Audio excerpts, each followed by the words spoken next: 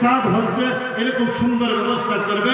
শুধু মসজিদ করলে হবে না, মসজিদের খোরাকি হলো মুসল্লি। আমরা যারা আছি ইনশাআল্লাহ সকলে মসজিদের খোরাকি হিসেবে থাকবো, নামাজ পড়বো ইনশাআল্লাহ। আমার পরে যে সকল হুজুরা আসবেন ওনারা ইনশাআল্লাহ গুরুত্বপূর্ণ আলোচনা করবেন। আমি ছোট্ট মানুষ, যতটুকু পেরেছি ততটুকু আপনাদের সামনে আমি আলোচনা করেছি।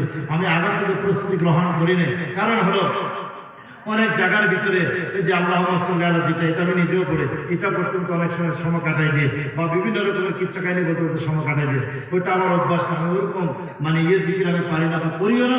আমি আমার ভাগবতে যতটুকু সম্ভব কোরআন হাদিস অনুযায়ী, মানে সুন্নত অনুযায়ী যতটুকু বলার দরকার চেষ্টা করেছি, বাকি আল্লাহ জানে। আর আমার ভাইয়েরা যদি, আপনারা মুরব্বী বাবারা, আমার কথা যদি কারো মনে যদি কষ্ট থাকে, আল্লাহর রাস্তায় আপনারা আমাকে মাফ করে দেবেন।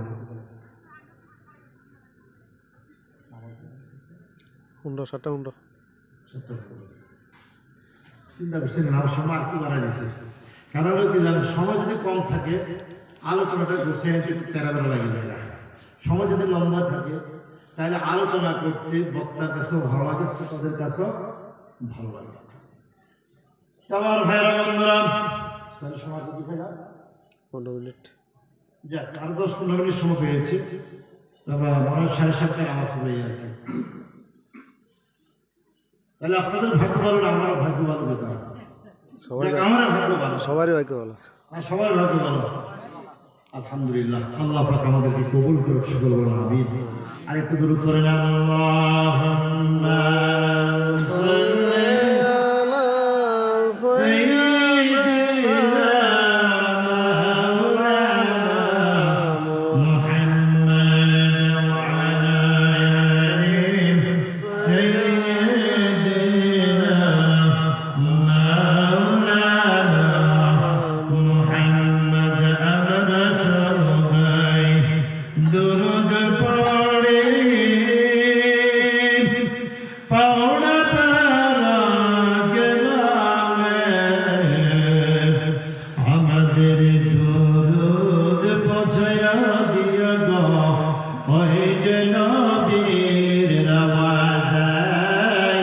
আল্লাহুম্মা সাল্লি আলা সাইয়্যিদিনা মাওলানা মুহাম্মাদ ওয়া আলা আলি সাইয়্যিদিনা মাওলানা মুহাম্মাদ।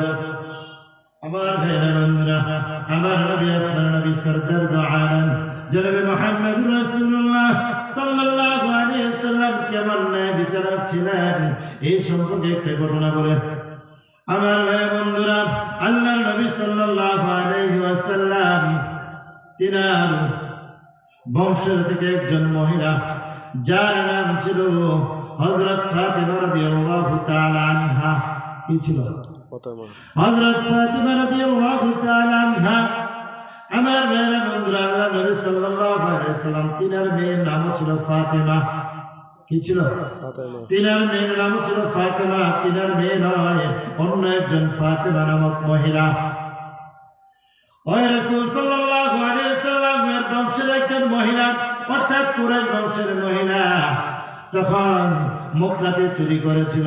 কি করেছিল? চুরি করেছিল রে বাবা। ওই চুরির বিচার কোরআন আর হাদিস অনুযায়ী যদি করা হয়, কোরআন অনুযায়ী যদি করা হয়, তার উভয় হাতকে কেটে দেওয়া লাগে, উভয় হাত কেটে দেওয়া লাগে। সাহাবায়ে কেরাম জিজ্ঞাসা করলেন আম্মাজান হযরত আয়েশা রাদিয়াল্লাহু তাআলা আনহাকে, আম্মাজান হযরত আয়েশা রাদিয়াল্লাহু তাআলা আনহাকে জিজ্ঞাসা করলেন, আম্মাজান আমাদের নবী হযরত মুহাম্মদ সাল্লাল্লাহু আলাইহি সাল্লাম তিনার চরিত্রটা কেমন ছিল? তখন আম্মাজান হযরত আয়েশা রাদিয়াল্লাহু তাআলা আনহা বলতেছেন, আমাদের নবী হযরত মুহাম্মদ সাল্লাল্লাহু আলাইহি ওয়াসাল্লাম তিনার চরিত্র হলেন হুবহু পবিত্র কুরআন। সুবহানাল্লাহ, হুবহু পবিত্র কুরআন। কারণ আল্লাহ তাআলা কোরআনের মধ্যে বলেছেন, হে নবী, আমি আপনাকে দুনিয়ার জমিনের মধ্যে সর্বশ্রেষ্ঠ সর্বোত্তম চরিত্রের অধিকারী দিয়ে আমি আল্লাহ তাআলা আপনাকে দুনিয়ার জমিনের মধ্যে পাঠিয়েছি। বলুন না সুবহানাল্লাহ। সুবহানাল্লাহ। আমার ভাইরা বন্ধুরা, আল্লাহ দিয়ে আমি আপনাকে দুনিয়ার জমিনের মধ্যে পাঠিয়েছি আমার বান্দা বান্দীদেরকে আপনার উম্মতদেরকে সঠিক রাস্তার পথে আনবে, সঠিক কথা বলবে, তাদেরকে সঠিক পরামর্শ দেওয়ার জন্য আমি আল্লাহ আপনাকে উত্তম চরিত্র দিয়ে দুনিয়ার জমিনের মধ্যে পাঠিয়েছি। বলেন সুবহানাল্লাহ। এখন সেই কুরাইশ বংশের মহিলা হযরত ফাতিমা রাদিয়াল্লাহু তাআলা আনহা যে চুরি করেছেন, এখন চুরির বিচার হলো হাত কেটে দেওয়া।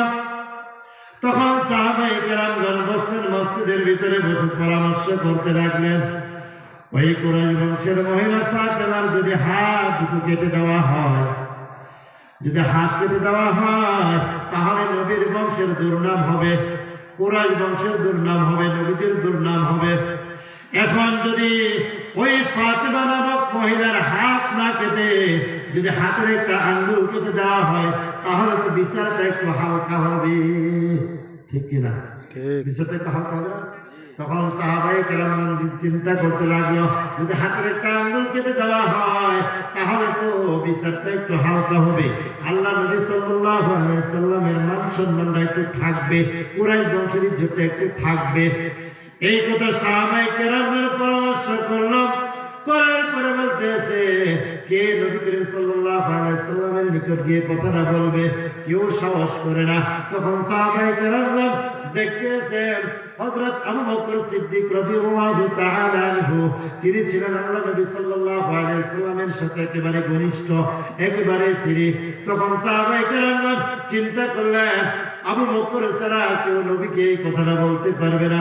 তখন সমস্ত সাহাবায়ে কেরামগণ হযরত আবু বকর সিদ্দিক রাদিয়াল্লাহু তাআলা আনহুকে বললেন, ওগো নবীজি, আপনি গিয়ে আল্লাহ নবীকে বলুন যে মহিলাটা চুরি করেছে ওই মহিলাটা তো আপনারই বংশের, কুরাইশ বংশের, ওই মহিলাটা দুটা হাত না সাদ হচ্ছে এরকম সুন্দর ব্যবস্থা করবে। শুধু মসজিদ করলে হবে না, মসজিদের খোরাকি হলো মুসল্লি, আমরা যারা আছি ইনশাআল্লাহ সকলে মসজিদের খোরাকি হিসেবে থাকবো, নামাজ পড়বো ইনশাআল্লাহ। আমার পরে যে সকল হুজুরা আসবেন ওনারা ইনশাআল্লাহ গুরুত্বপূর্ণ আলোচনা করবেন। আমি ছোট্ট মানুষ, যতটুকু পেরেছি ততটুকু আপনাদের সামনে আমি আলোচনা করেছি। আমি আগে থেকে প্রস্তুতি গ্রহণ করি না, কারণ হলো অনেক জায়গার ভিতরে এই যে আল্লাহুম্মা সাল্লি আলা যেটা, এটা আমি নিজেও পড়ে, এটা পড়তে তো অনেক সময় কাটাই দিয়ে, বা বিভিন্ন রকমের কিচ্ছা কাহিনী বলতে বলতে সময় কাটাই দিয়ে, ওইটা আমার অভ্যাস না। আমি ওরকম জিকির আমি পারি না, করিও না। আমি আমার ভাষাতে যতটুকু সম্ভব কোরআন হাদিস অনুযায়ী সুন্নাত অনুযায়ী যতটুকু বলার দরকার চেষ্টা করেছি, বাকিটা আল্লাহ জানে। আর আমার ভাইয়েরা যদি আপনারা মুরব্বী বাবারা আমার কথা যদি কারো মনে যদি কষ্ট থাকে আল্লাহর রাস্তা আপনারা আমাকে মাফ করে দেবেন।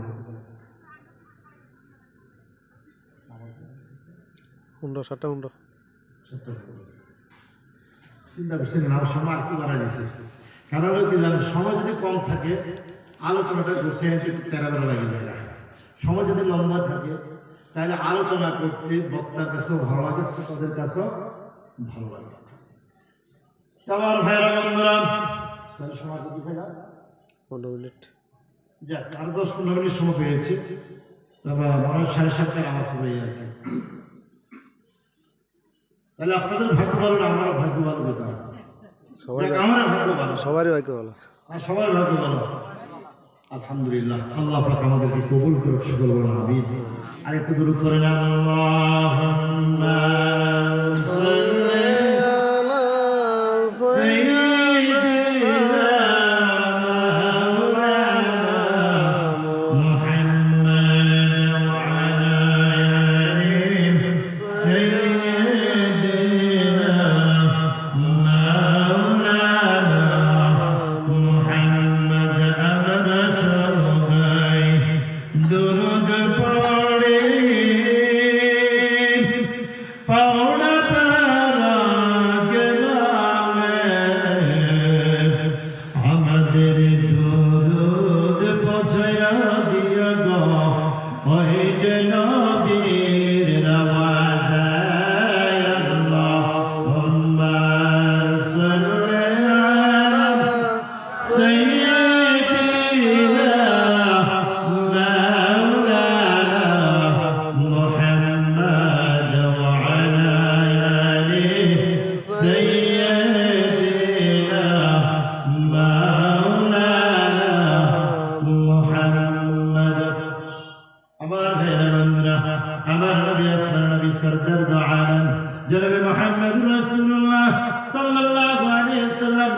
ন্যায় বিচারক ছিলেন, এই সম্পর্কে একটা ঘটনা বলে।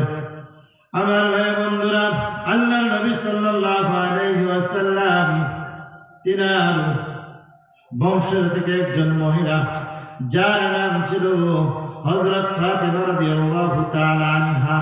কি ছিল? হযরত ফাতিমা রাদিয়াল্লাহু তাআলা আনহা। আমার ভাইরা বন্ধুরা, আল্লাহর নবী সাল্লাল্লাহু আলাইহি ওয়াসাল্লাম তিনার মেয়ের নাম ছিল ফাতিমা। কি ছিল? তিনার মেয়ের নাম ছিল ফাতিমা। তিনার মেয়ে নয়, অন্য একজন ফাতিমা নামক মহিলা। ওই রাসূল সাল্লাল্লাহু আলাইহি ওয়াসাল্লামের বংশের একজন মহিলা, অর্থাৎ কুরাইশ বংশের মহিলা, তখন মক্কাতে চুরি করেছিল। কি করেছিল? চুরি করেছিল রে বাবা। ওই চুরির বিচার কোরআন আর হাদিস অনুযায়ী যদি করা হয়, কোরআন অনুযায়ী যদি করা হয়, তার উভয় হাতকে কেটে দেওয়া লাগে। উভয় হাত কেটে দেওয়া লাগে।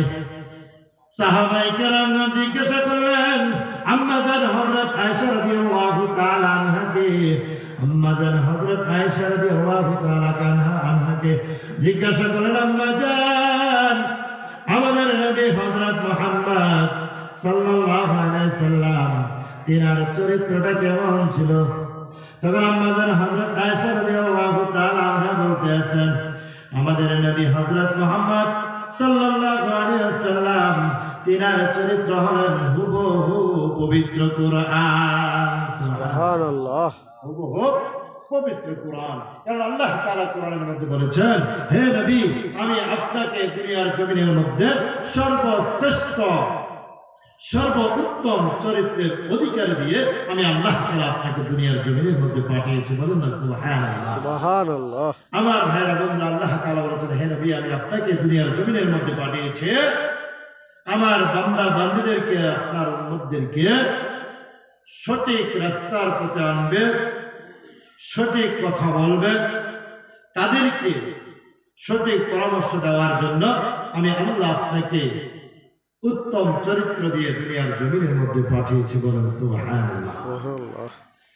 এখন সেই কুরাইশ বংশের মহিলা হযরত ফাতিমা রাদিয়াল্লাহু তাআলা আনহা যে চুরি করেছেন, এখন চুরির বিচার হলো হাত কেটে দেওয়া। তখন সাহাবায়ে কেরামগণ বসলেন, মসজিদের ভিতরে বসে পরামর্শ করতে লাগলেন, ওই কুরাইশ বংশের মহিলা ফাতিমার যদি হাত দুটো কেটে দেওয়া হয়, যদি হাত কেটে দেওয়া হয়, তাহলে নবীর বংশের দুর্নাম হবে, কুরাইশ বংশের দুর্নাম হবে, নবীজির দুর্নাম হবে।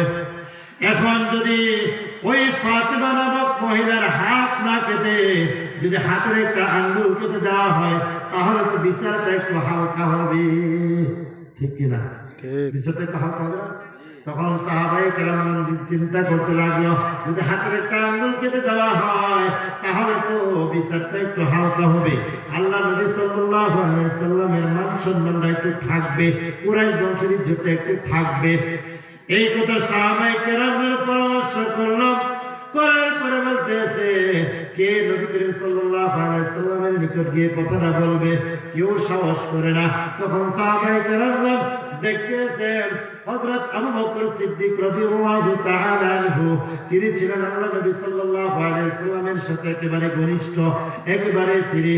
তখন সাহাবায়ে কেরামগণ চিন্তা করলেন, আবু বকর ছাড়া কেউ নবীকে এই কথাটা বলতে পারবে না। তখন সমস্ত সাহাবায়ে কেরামগণ হযরত আবু বকর সিদ্দিক রাদিয়াল্লাহু তাআলা আনহুকে বললেন, ওগো নবীজি, আপনি গিয়ে আল্লাহ নবীকে বলুন যে মহিলাটা চুরি করেছে, ওই মহিলাটা তো আপনারই বংশের, কুরাইশ বংশের, ওই মহিলাটা দুটা হাত